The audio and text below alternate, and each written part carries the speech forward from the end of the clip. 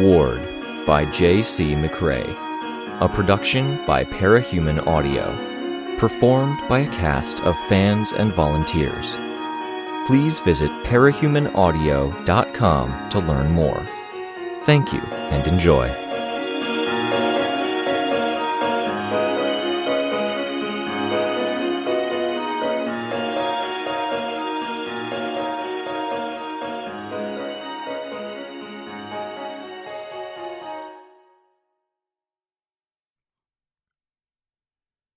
Interlude 10.y.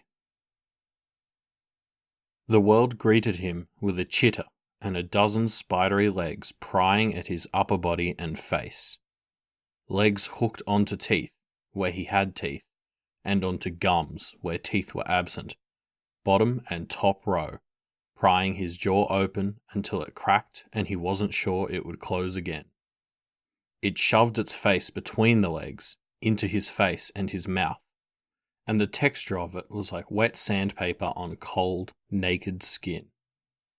Its head narrowed, a spear or a wedge, and it tried to force its way into his mouth. Its shell was like scales, oriented so that the passage in should be easy, the grit of the sandpaper and the slant of the shells making entry smooth. To go the opposite way was to have the sandpaper texture scrape and the scales catch. It couldn't enter, so it withdrew, and it gouged chunks out of him in the process. It thrust in again, and he fought it now. His hand, his only hand, dug for an opening, sliding across scale without finding gaps. It tried to grasp the spider leg and found it thorny. His enemy pulled free again, and the slant of the scales resisted, design resisting the effort. Scales caught on some of his only teeth, and with the creature's legs and body straining, pried them loose where they weren't pried out altogether. He fumbled, searching for eyes to gouge, and found a smooth, slightly convex surface that small fingernails couldn't scratch or find purchase on. He fumbled again, his hand momentarily paralyzed as the creature fought its way forward again and caused him to nearly black out, and found the shoulder of the thing, a mess of cords and tendons beneath a cupping of shell. He tore, dug fingers in, and did what damage he could. He fought a machine of a thing, all instinct, and it wasn't a machine that learned. It sought to continue doing what it was doing, but as it fought to open his mouth wide and shove itself within, it tried to use the leg that was now damaged, pulling and throwing its weight to one side. It lurched, lost some of its hold, scrabbled to retake its prior position, and did it again. Each time, it scraped, scales dug, legs scrabbled and scratched, and the part of it that he could damage was only in his reach for a second at most, a second where his vision doubled, and everything was slick with moisture and fluids. An acrid, chemical smell flooded his world. He did enough damage to the shoulder that the limb hung on by a thread. The shoulder was like a knot, and the knot came free, so he started digging within. To scrape for something vital, in a chest cavity larger around than his own. To scrape at connecting tissue that held shell plates together, and when that failed, to take handfuls of fluid from where they belonged and drag them out. He found something that bound an upper half of his enemy to the lower half and held on, twisting and wrenching until it broke. That gave him a chink in the armor that he could consistently use. A gap now ran between head and shoulder, opening and closing like gnashing teeth or two blades as the creature rocked and moved its body. But if he chanced to put his fingers or hands inside, he could reach the parts that connected body to head. His other arm was only a flipper, if it could be called that.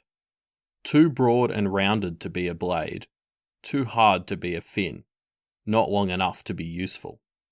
Its scrapes to find purchase on the ground beneath him were what told him that he wasn't just lying there with a monster perched on top of him, but something monstrous lay beneath, dead, a staring, unmoving eye as large as his head staring up at the sky that was depositing so much of the moisture on the scene. It took 3 tries to get at the neck bundle. The second try saw the 2 pieces of shell come together and slice at 2 of his smaller fingers on his hand. In getting his hands on it and tearing, he killed the monster that had been fighting to get inside of him. He felt it go still, its legs curling up, releasing his ruined mouth. In the stillness, moisture splashing down around him, he became aware of other movements. His eyes weren't good, and it was hard to make out more than silhouettes in the dark. There were 10 more of the things he had fought, some twice the size. There were other things, dead things like the one he laid on. There was no ground, only a sea of hostility and death. He laid there, aware that his fight was one of several he'd have to engage in. His mouth was open and wouldn't close, and he was glad for it, because it would catch some of that moisture. Survive was the imperative. The imperative gave him the strength to dismantle his attacker further, to work the gap open and tear what he could free.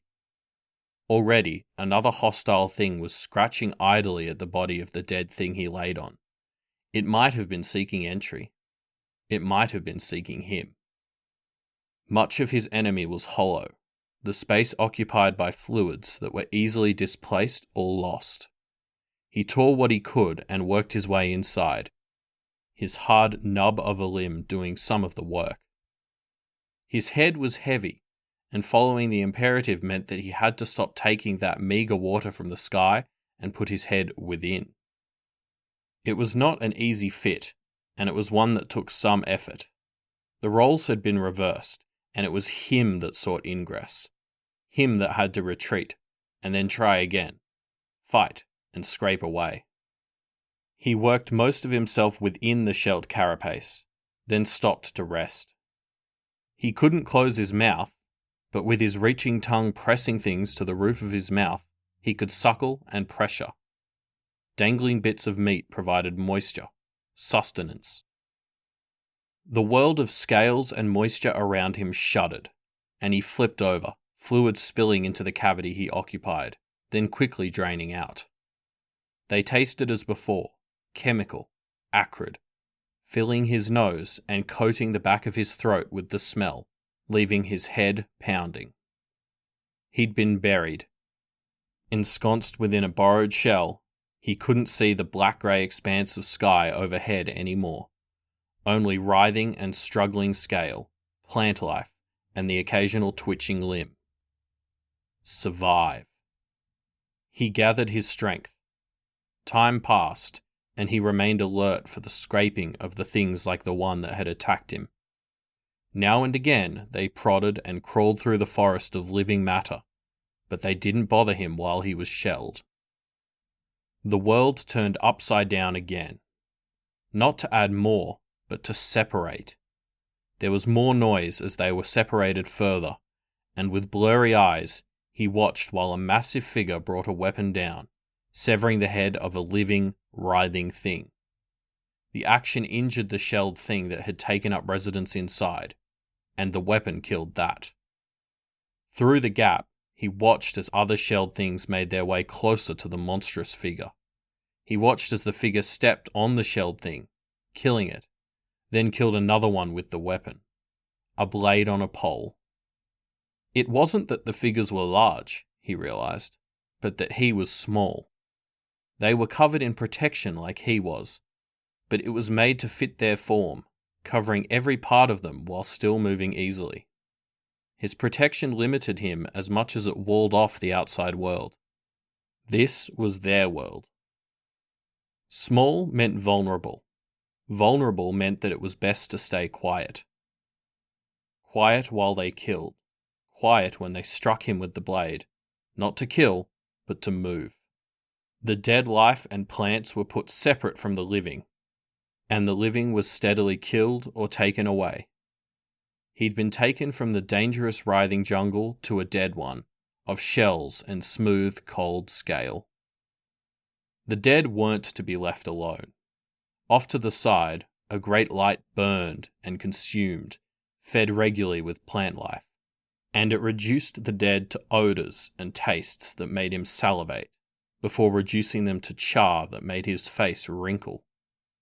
He waited, watched, and listened to them communicate in grunting and sibilant sounds. When the great light illuminated the transparent coverings in front of their heads, he could see their faces, see how those sounds were huffed out and mashed into shapes with lips like his own mangled lips, with teeth that were intact, and with tongues like the ones that he used to suckle. Survive, the imperative demanded. He played dead, limiting himself to suckling for moisture, and then chewing when he felt like he could move his jaw enough. He watched, saw the pattern, and when he judged he'd waited as long as he could before that blade found its way under him and turned him into a blackness that made others drool, when he judged the way was clear, he pried himself free and crawled his way into the darkness, where plants pressed in on him from every direction.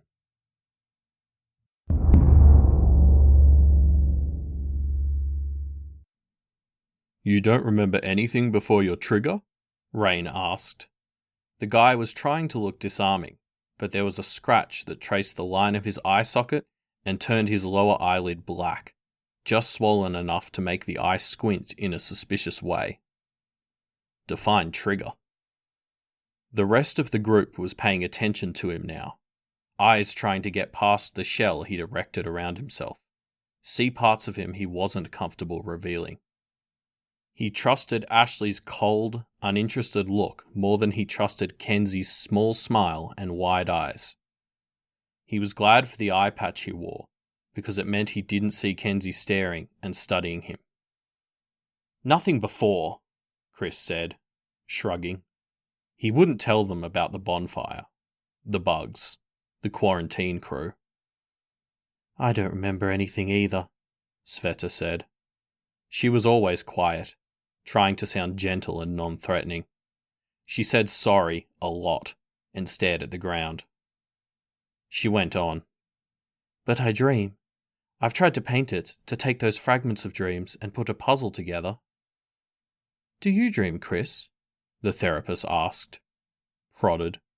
Cried. No, Chris said. He had nightmares regularly, and even though he considered those dreams, he wouldn't share that. It was knowledge that could be used to trace his background. He saw her scratch words onto the notebook that laid on her lap. She avoided looking at him as she wrote. I dream, Ashley said. Miss Yamada told me that dreams may be important to parahumans. Do you keep a dream diary? Sveta asked. And the conversation moved on. Chris was aware of the therapist glancing at him more than she glanced at the others. Her pen rested on the page by the note she'd made.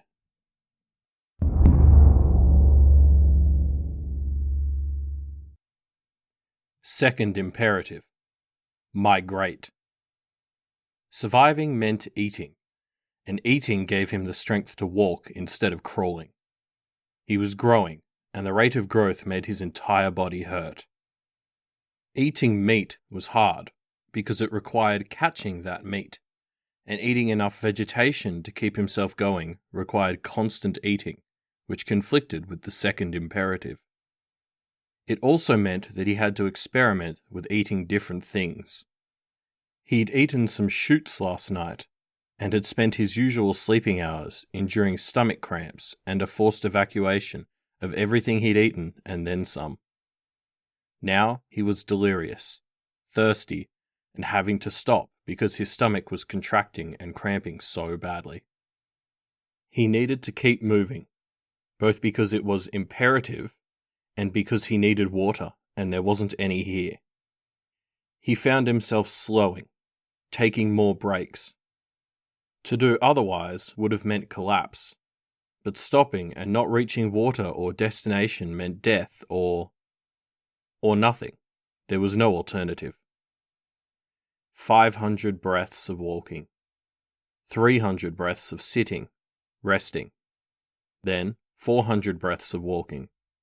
400 breaths of sitting, resting, 200 breaths to walk, 600 breaths to sit, all measured out. Forward progress was the only option. The weather was wet and cold, and he felt like the warmth in him had died some time ago. The plodding forward was monotonous. He no longer looked for danger or for food. He breathed and he marched. The breaths were even, in and out, and they were his clock.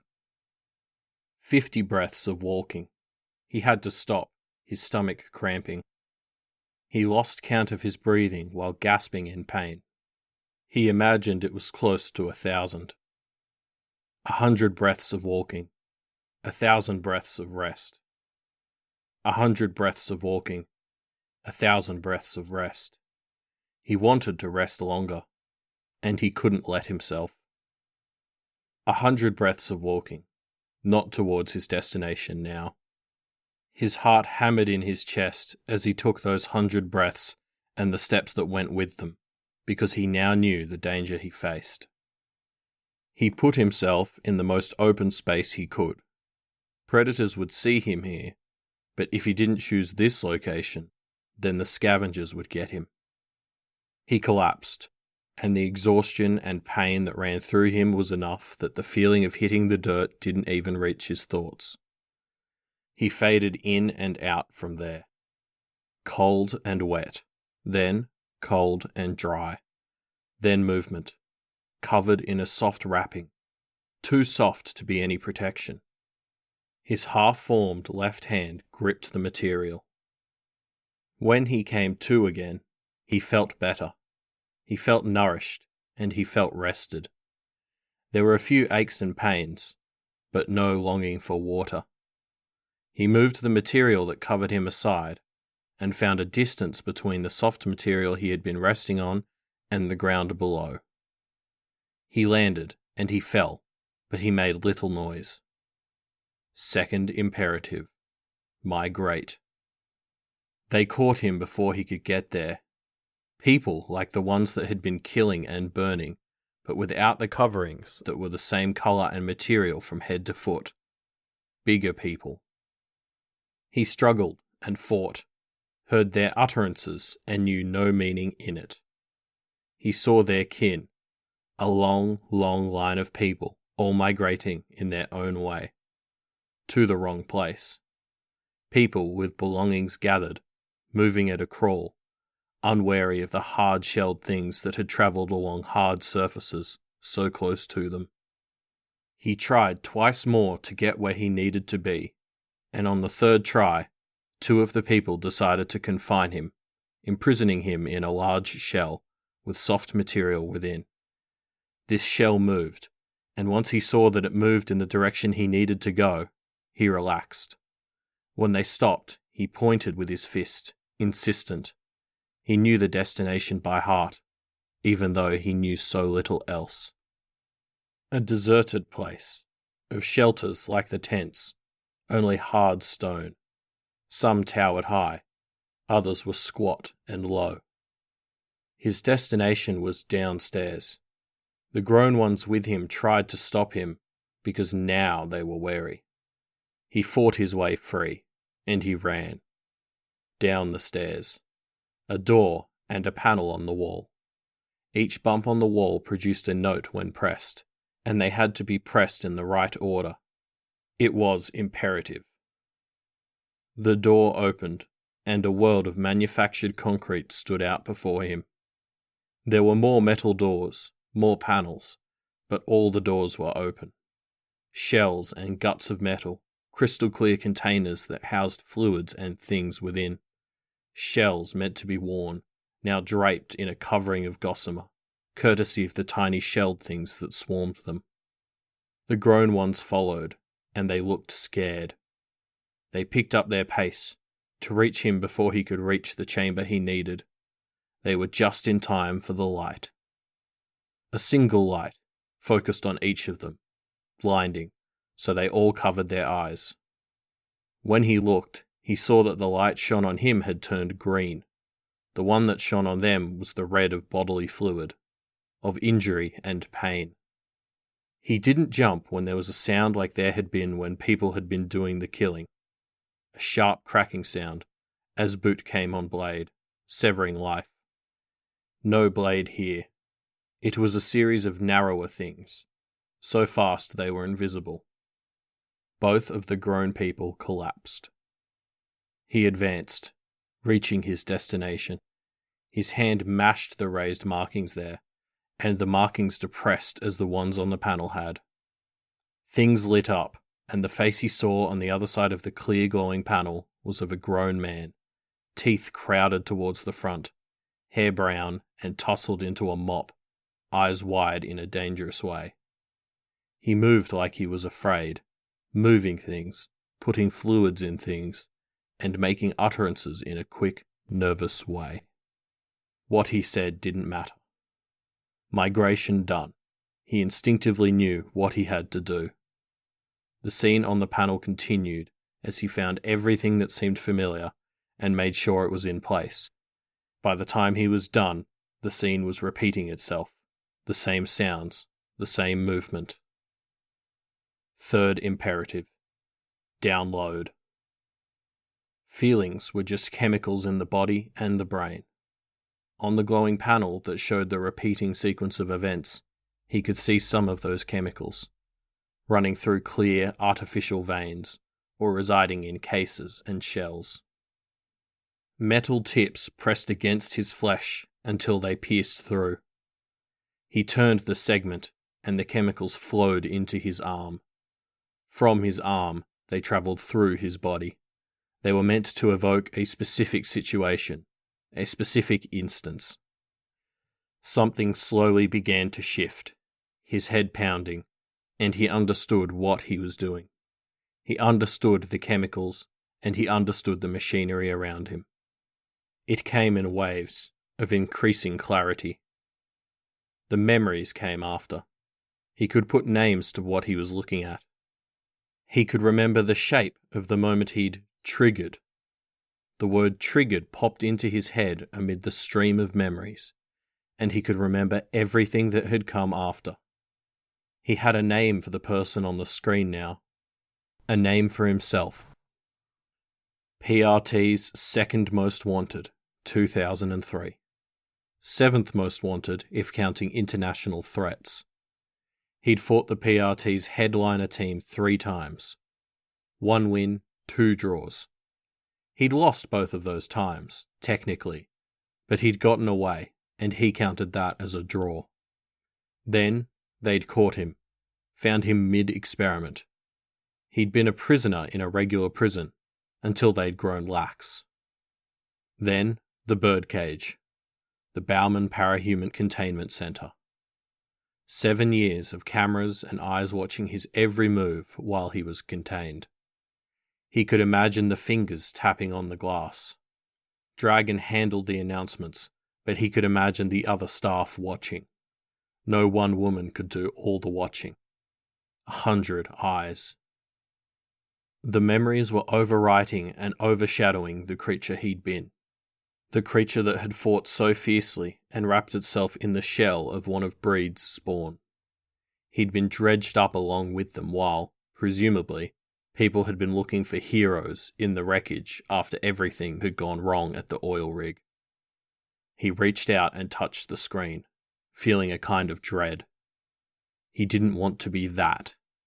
Him. Himself. He'd spent a long, long time not wanting to be himself, but now it was imperative.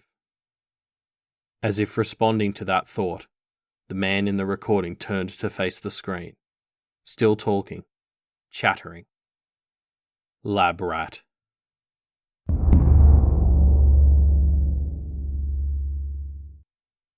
You lied to the group. Chris slumped back in his seat, staring at the therapist with his best, "Are you for real?" face.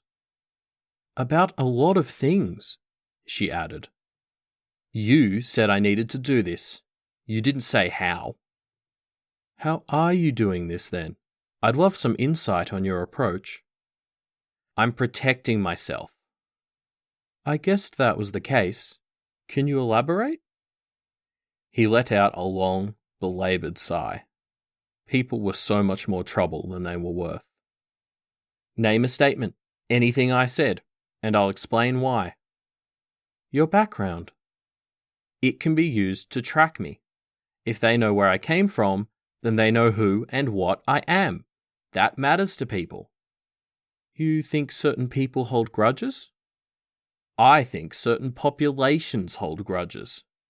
Riley Grace Davis, imprisoned and made to do work for your organization. I'm not affiliated with them. Chris snorted. Whatever. Tom Moss? Dead. They didn't put much effort into investigating that one. Ricario Dialeva? Imprisoned.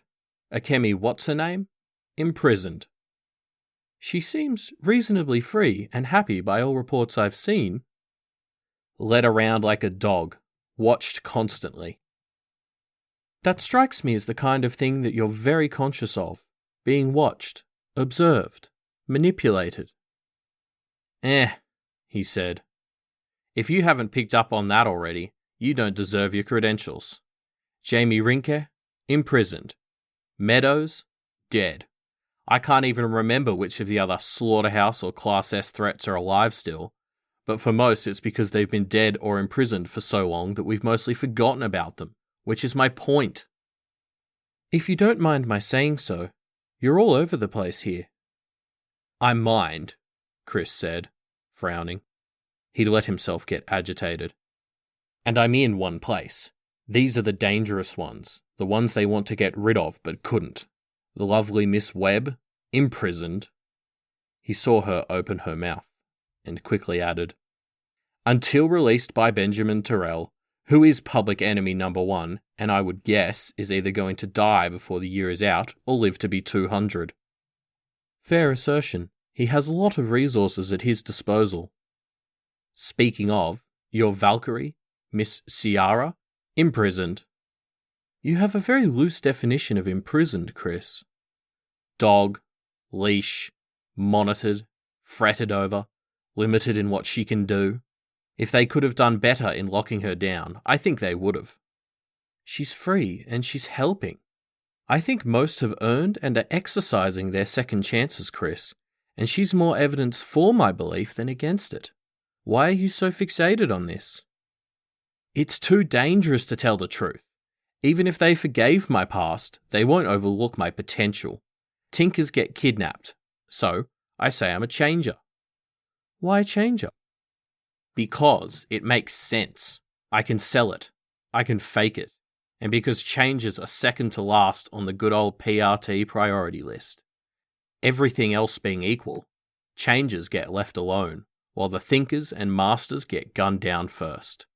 Tinkers are probably next in line if they can't be disarmed, and then you get rid of the bog standard break shit types.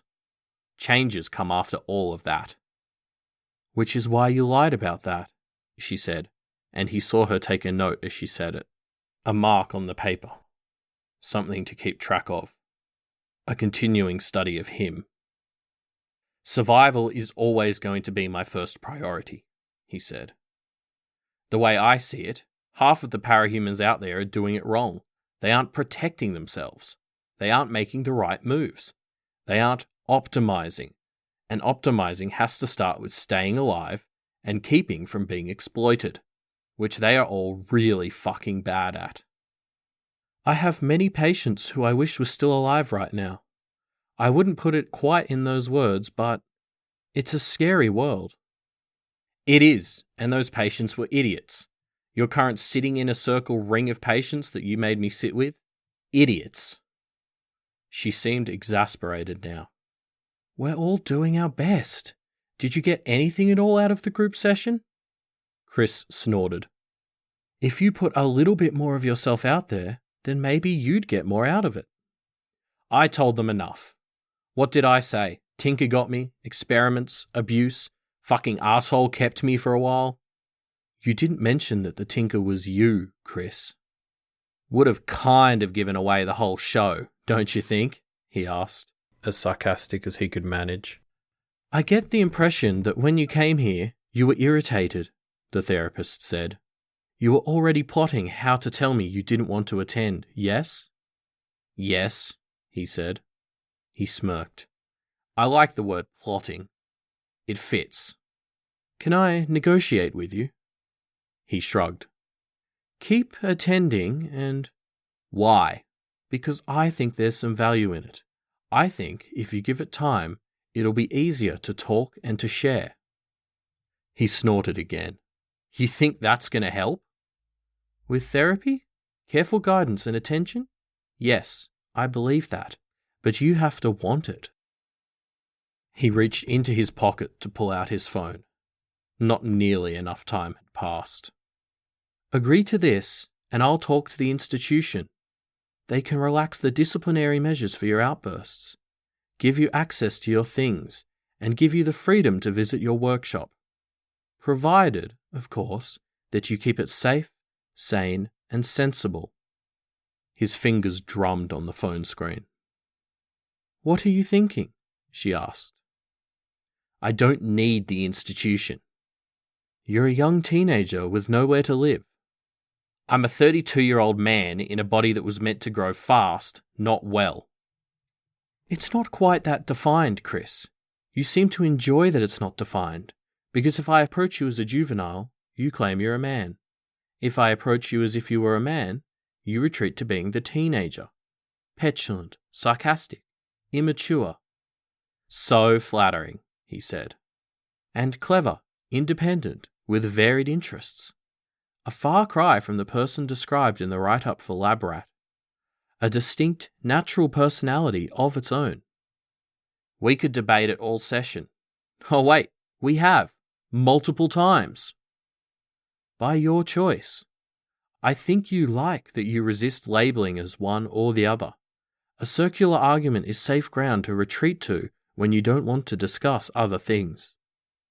He shook his head. When the institution isn't upset with you, it's not such a bad place to be, is it? Noisy, chaotic, tons of test subject kids running around. Not funny. It sucks. It has food, power, televisions, running water, internet, crap internet. There are amenities. I know your supervisors have remarked that you had fun playing video games with your peers. Supervisors. He felt a frustration well inside him. People that tapped on the glass, peered in, that thought they knew him. They are the furthest thing from being my peers. I outclass them in every way. They suck at the games. They can barely spell. You had fun, the therapist said, firm, like there was no room for disagreement. It's easier, isn't it? I definitely don't need the group.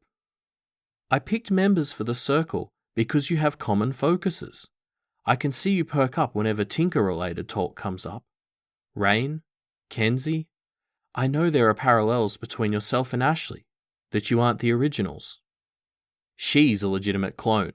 My predecessor got creative. There are parallels, aren't there? If you talk to her about your dreams, and she talked to you about hers, I think you could teach each other something about what's going on and what you're going through. I'm still not going to share. Weighing the values, I get more out of keeping it secret than sharing. Optimizing? Exactly. And the side effects of your transformations, and your insistence on transforming yourself? Is that optimizing too? He shook his head. No snort, no laugh, no dismissal. In a way, it was as grave a thing as talking about a family member dying. Not that one more family member dying would have been such a bad thing in his case. That stuff's for fun, he told her. The therapist offered no immediate response to that, but her pen marked it down. He wondered if she was doing that on purpose, to let him know that she knew.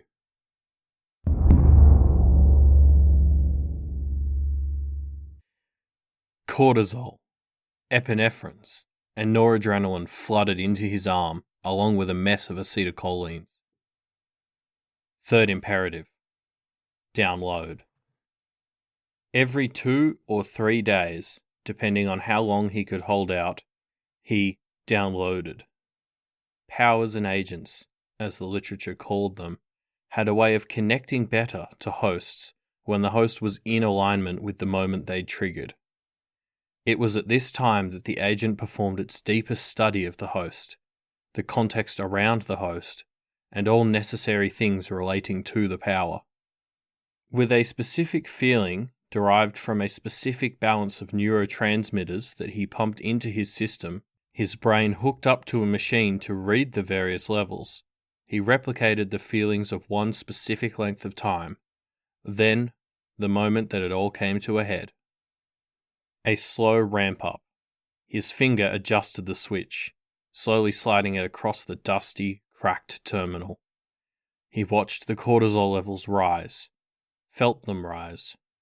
Stress. He could visualize the scene clearly now. It was the most intact of his memories. He had been forbidden from entering his sister's office, which had once been his dad's workshop. He'd entered. He'd seen. A few seconds of horror, which had sent him spiraling into self-destruction. Bedwetting, smearing feces on the walls of the school bathroom, and picking fights without realizing why. Anything to feel like he could make the world make tangible sense again. Anything to get the image out of his head. A teenage guy, lying on a table. She'd removed the gag and the guy had managed a brief yelp before the plastic covered his mouth, part of a hose and tube assembly connecting to a canister. The contents of the canister had been released, and they'd vented out explosively. So explosively that it erupted from the teenager's nose, a thick foam. He'd snorted, failing to get enough foam out to breathe. He'd struggled, his back arching with the force of his desperate attempt to pull arm from restraint. The arms had been injured, marked. There were cuts with blue ink smeared into them and onto the skin around them. His eyes had rolled back into his skull. And the boy that would become Labrat had fled, feet stomping because he hadn't thought to be quiet. His sister didn't follow or make any mention of what had happened. He had broken down. He had tried and failed to make sense of a scene that made none. He had had nightmare after nightmare, and he had sat with his brother and sister at the dining room table, eating the meal his sister had made and trying not to think about that scene and the role she had played in it. Years later, he had summoned the courage to tell his sister he knew. He'd expected to find some strength in it, to disarm her. Something. All he had achieved was to allow her to be less careful about what she did. On those days she found a hitchhiker or homeless kid willing to follow her to her home. He couldn't tell anyone because he was already the delinquent by that point. She was the angel, the 21-year-old who had taken custody of her 2 kid brothers, who had put up with him when he'd acted out so much after their parents had died. He adjusted the dials. More cortisol. Heavy noradrenaline. The moment of panic. The culmination. The memories. Everything had flowed from that point, and everything that had followed was now clearer. Every 2 or 3 days, he inserted the needles and he hit the switches. Imperative. Half of the rest of the day was spent both reeling and trapping small animals so the requisite hormones and neurotransmitters could be harvested. Rats, ironically. It was sheer ego, helped along by the panic of a very limited time span, that had made the original demand this kind of adherence. If there was going to be a legacy or an emergency out, then he needed to ensure that the process was repeated until the memories and personality were as close to real as possible. Except they never could be. So long as the imperative held, he couldn't stray from this bunker.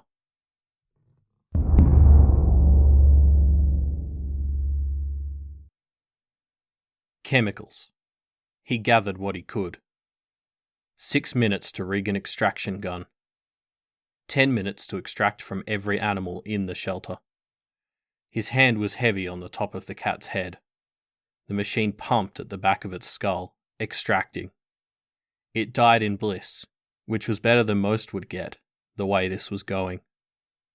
The interdimensional door opened nearby, and wind whistled in. He made a face. "You're working so small," String Theory taunted him. With more force than necessary, he plugged his machine into another cat. The machine bucked as it kicked in, nearly throwing the cat from the table. "You're not working at all. We barely have time." "They found a way to give us time. Time manipulators have been allotted to each of us, if we can give a convincing elevator pitch." "Our reputations should be pitch enough," he rasped the words. In the lead up to everyone getting out of the birdcage, he'd spent far too long talking and negotiating, smoothing tensions and ensuring that if there was any hassle, it wouldn't come from his block. So long as he was a rat in someone else's maze, he'd give them what they wanted and he'd get his cheese.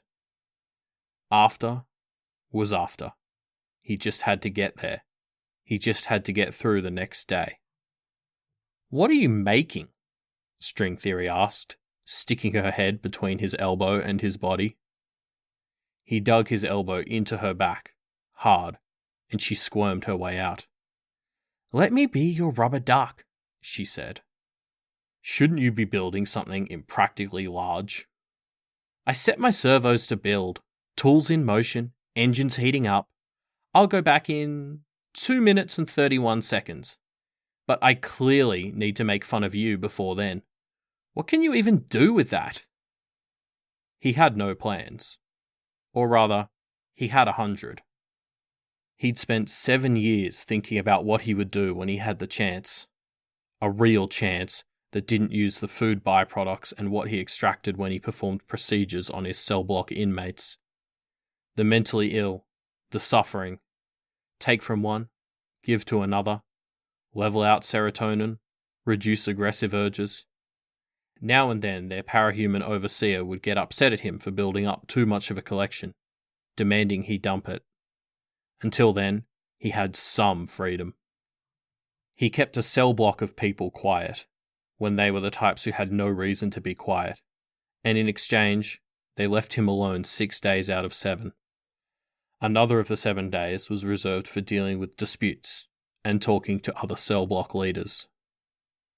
Now he was out, all of those notes in his head, and with 100 ideas to pick from, he had no ideas. Not that he'd tell this grinning runt of a woman. Better seen than heard.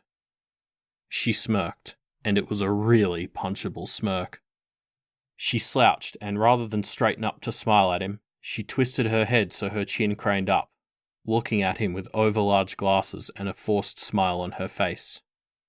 Somehow, more irritating than if she'd been looking down at him. Not that he would punch that punchable face. Maybe in the right situation, he could do something more creative. Take the right formula, the right form, and claw that face off. "I'll tell you what," she said.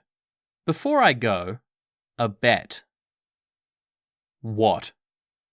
"Which one of us makes the biggest difference?" "What are the stakes?" he asked. "Existing," she said. Her watch beeped, and she turned around. "Take me back to my lab." He watched her saunter off, through the portal that opened. He could see the scale of what she was building, saw her turn to smirk at him in the moment before the portal closed.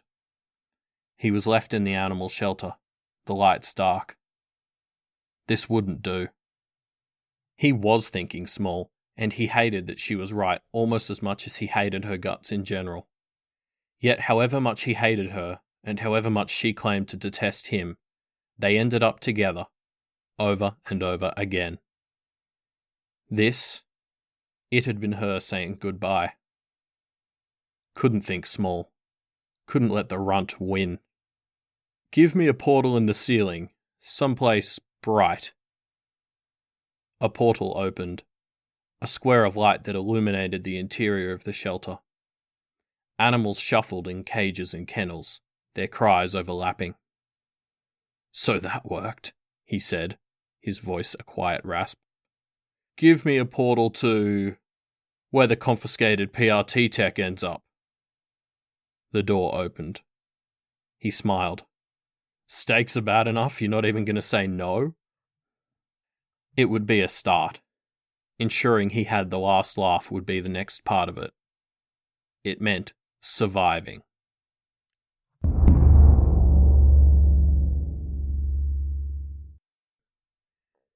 Imperative. Download. It was instinct and pre-programming that forced his hand, that made the routine of the procedure something that he could stall but not stop. No more than he could stop from sleeping. Needle in, dials adjusted, fluids loaded. Replicating a feeling, then experiencing everything that had flowed from that point. The him that he'd been, small and stupid as it was, had been him.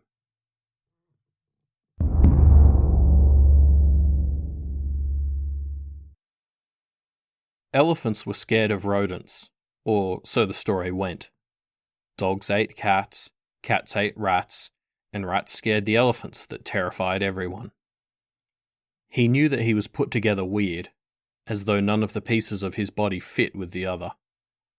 If anybody had ever really liked him, his little brother excepted, then they'd never let him know, and his little brother wasn't around anymore. The last victim of the so-called angel, his sister. Now he was alone.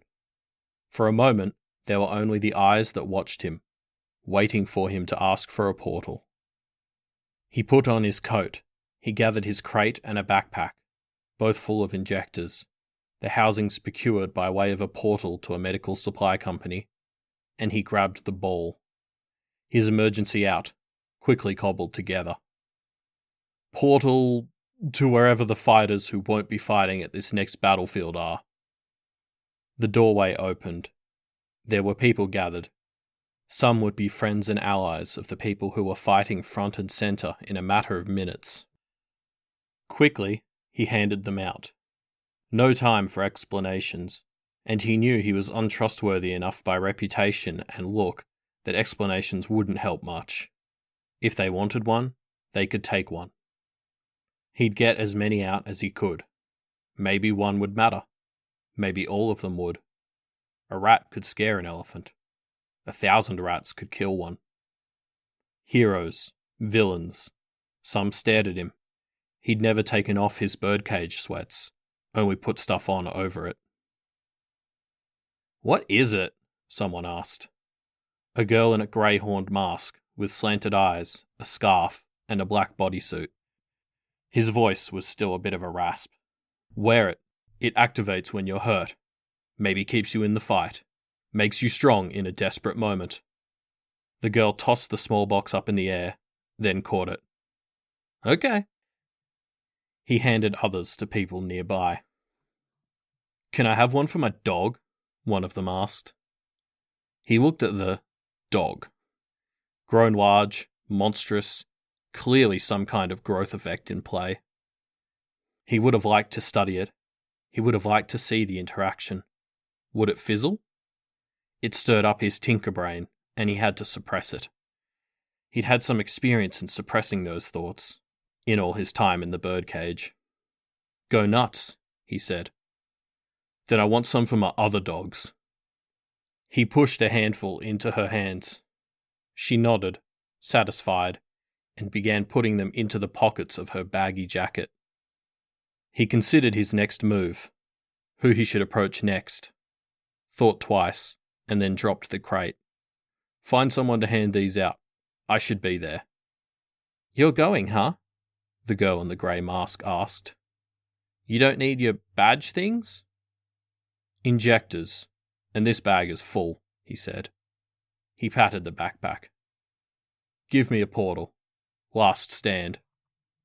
The portal opened. He could see the oil rig, and everyone assembled there. So many strangers, and he didn't necessarily like the people who weren't strangers. "Look after the people there," the girl with the thing about the dogs said. "That's the intention." That got him a nod. He was greeted by a man in power armor he couldn't place by name. Quizzed. Then he was handed an assortment of other things to hand out with the injectors. String Theory, too, greeted him at the door. "I've got you beat," she said. "1,000 rats can kill an elephant," he said. "What are you even talking about? Did you snort something to help you get through this? I wouldn't blame you. I know you're a coward at heart." His voice rasped. "That's rich, coming from the runt of a woman who keeps her location secret and hides from the authorities while her weapons do the work remotely. I know you're not very bright, but put the pieces together. It's not a one-man show." "One woman," String Theory said. She looked around. "Sad that Lustrum isn't in earshot for that. It would have got me points with her." "You're so far in the negatives with her that it doesn't matter. We have 80 people with powers here. Think, for once. I aim to multiply that power, or at least keep it in play." "You're underestimating how big my gun is. We're not rats, you know. We're ants. Little winged insects buzzing around him." He handed out devices to the people who were taking the opportunity to file into the portal to the oil rig. Armbands, earbuds, and injectors. "My plan, my approach, it acknowledges that we're ants. The trick is to realize that because we're ants, we can operate like termites. We bring the building down, and we can kill your elephant. All it takes is the right timing." "Termites aren't ants," he said. "Same family, rat." He shook his head slowly. "When you're dying, rat, die knowing that I win our bet. I made a knockout punch, and you made knickknacks." He gave her a pat on the head as he passed her. He knew she hated it. Onto the platform, where things were mercifully quiet. He handed out the armbands and earbuds as well as the injectors. He wove his way through the crowd. A girl with a bug costume, tinted lenses, either symbolic, given the recent conversation, or the universe mocking him. He drew the equipment from his bag, then hesitated. Something more fitting. A bug in a box for the girl with the bug costume. Maybe she would be more comfortable that way.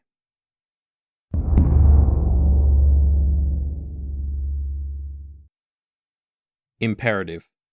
Download. It pressed on him, the need to return to memories, refining them to perfection when the agent in his head would never provide a perfectly clear image. He knew from those memories that he'd intentionally designed the system so that he could only break the loop when he was himself enough to figure out an escape. Until then, a kind of torture. He had other projects in the works, cobbled together from pieces of confiscated PRT tech in this emergency bunker. As he succumbed to the imperative, dropping what he was doing to head to the station, to inject the needle and set up the emotional state that put him closest to his agent, he left a burner on. A chemical burned. Cortisol steadily cranked up, and his knowledge of what was coming made the stress worse. Even the limiters that were supposed to adapt the incoming dosage to his current stress levels weren't doing a lot to help. He was maintaining stress while watching bubbles rise to the surface with an increasing intensity. The glass detonated and the contents sprayed across the room. It aerosolized, and he inhaled it. 20 breaths. The drug found its way into his system. His cells multiplied, and they multiplied with a design in mind. Other DNA took over his DNA, and with the change, the Tinker knowledge dropped away. He'd needed to make himself strong, and he'd needed to make himself angry. Angry enough that it overrode the lesser imperatives. Not so angry that it overrode the first imperative. Muscles expanded, and skin stretched. His hands became more like hooves as the fingers clawed together. His face, too, changed. With fists, he destroyed. His face was a blunt object as much as his hands were, and his body was simply muscle, and a vehicle for allowing him to smash.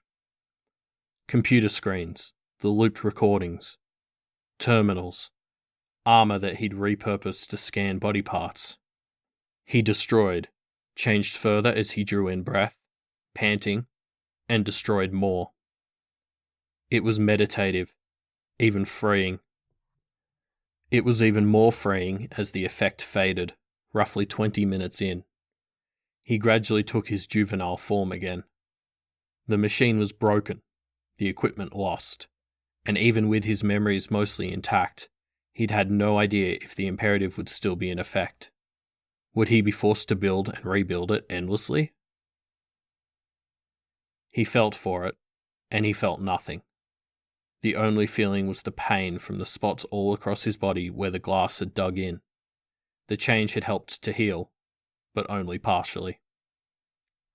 Maybe when he was looking for artistic inspiration, he could do something similar to this form. No need to tie things down, but if he was going to pretend to be a changer, it would be best to appear like someone who didn't have all of the choices in the world. Slowly, steadily, he packed up his things. Then he set out on his journey to find where people had escaped to, if there were even any left. I win. He finally allowed himself the thought. He walked past the bodies of the couple that had taken it on themselves to see if the naked, malnourished boy that they'd found had any people he was so insistently trying to return to. In the time he'd been here, the bodies had dried up. Already, instincts were kicking in. Another imperative. He was much happier with this one.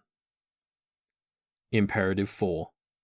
Take action, and whatever it is we do, it needs to be big.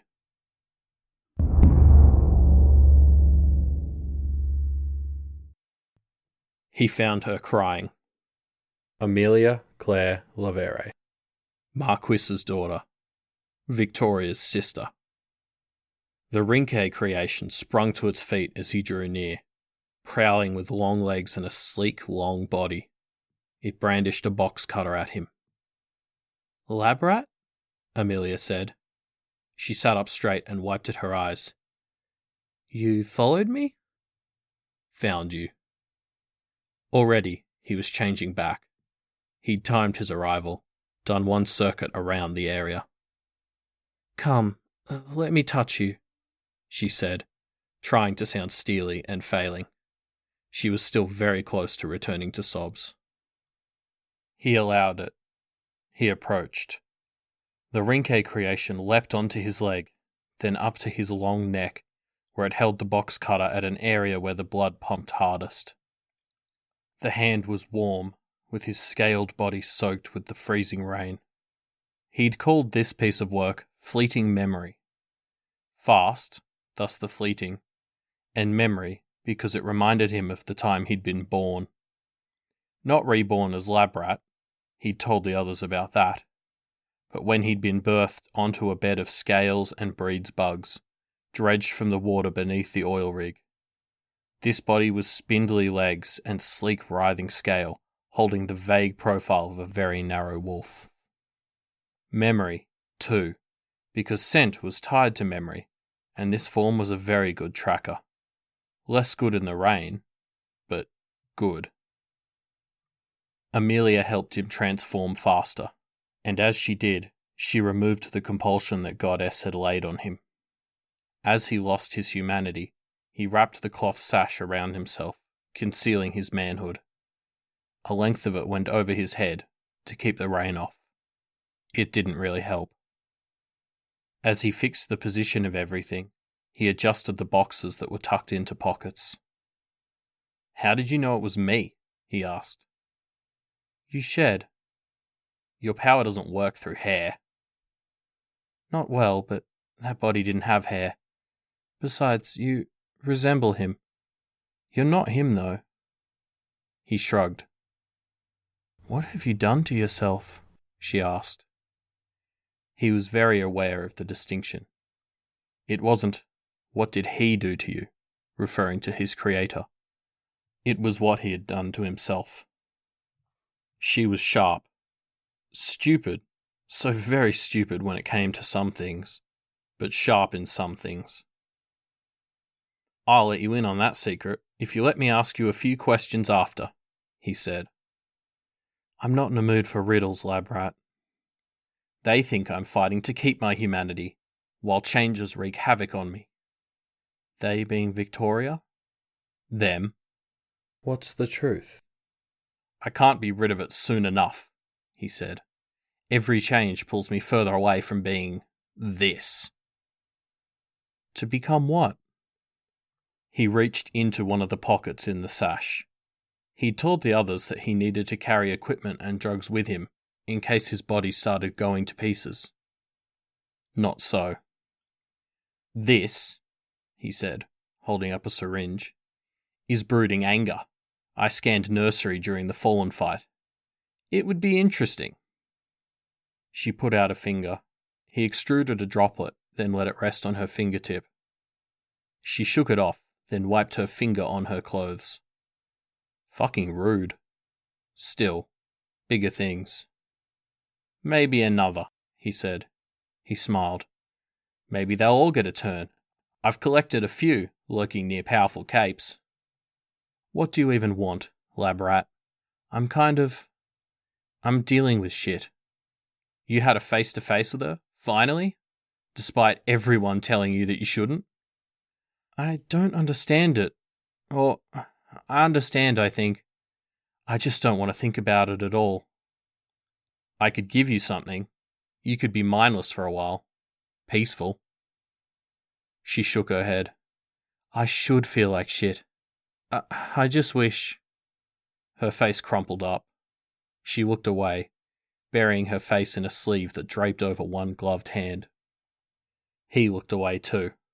Rainwater was streaming down, and it was cold. He dealt with worse. Labrat hadn't, but he had. I told you something I've never told that team, he said. You said you'd answer my questions. Labrat, you thought you had an answer. You'd help Goddess, she'd take power, you'd keep her from being a despot somehow, and as for Victoria... Don't. No commentary. You thought she'd be so glad to be rid of you that she'd just forgive you. Stop. Goddess can't lead. She's too dangerous. She's missing necessary tools because she's never had to go through the hardship to acquire them. Survival. Having to work to get somewhere. Having to learn things the hard way. That ship has sailed, Labrat, Amelia said. If she doesn't take power, it's going to be because somebody worse beat her. Teacher is in the running. You said you'd answer my questions, he said. I didn't say anything like that. He shifted position, irritated. What questions? She asked. She looked tired and resigned, and even in the gloom her eyes were visibly red. Shin has a manufactured slave class, doesn't it? What? She has a servant who can make armies. Nothing behind the eyes, nothing between the ears. They follow simple orders and they can use weapons. Yes? You want an army? No, he said. Test subjects, not an army.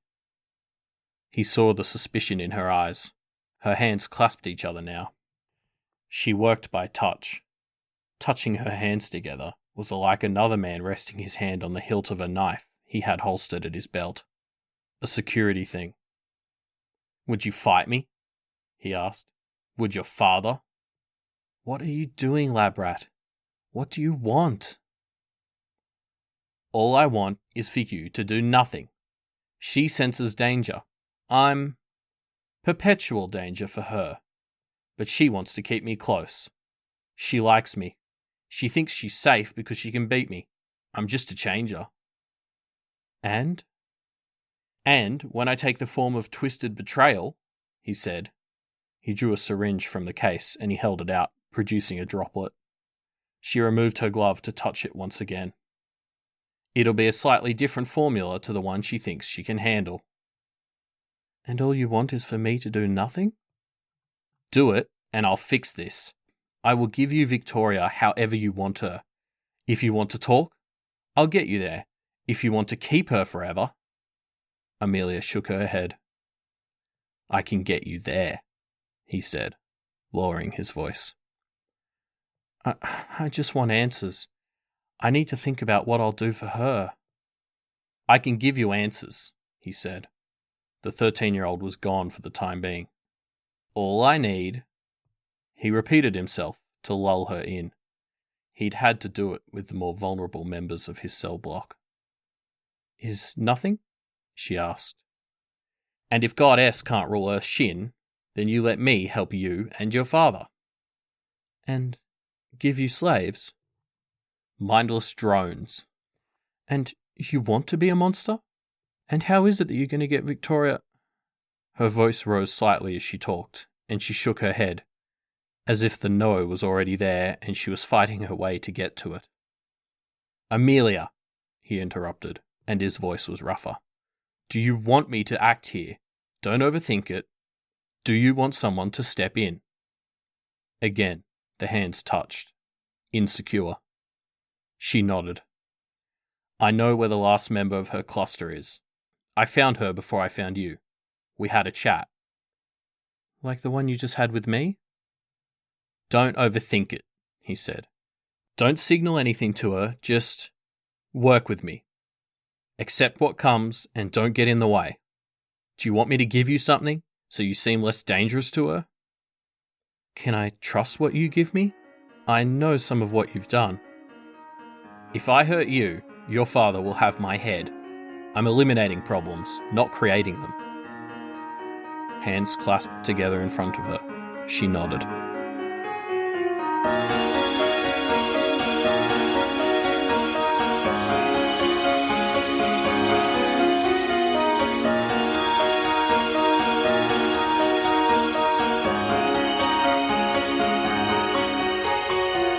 This was a production of Ward by Parahuman Audio. Ward and the Parahuman stories are written and owned by J.C. McCrae. You can find the original text and support the author at parahumans.net. For more of the Ward audiobook, as well as other community works, please visit parahumanaudio.com. Music for this chapter was by Enexia. Narration and editing by Elliot Diebold. Find more of their work at our website. Thank you for listening.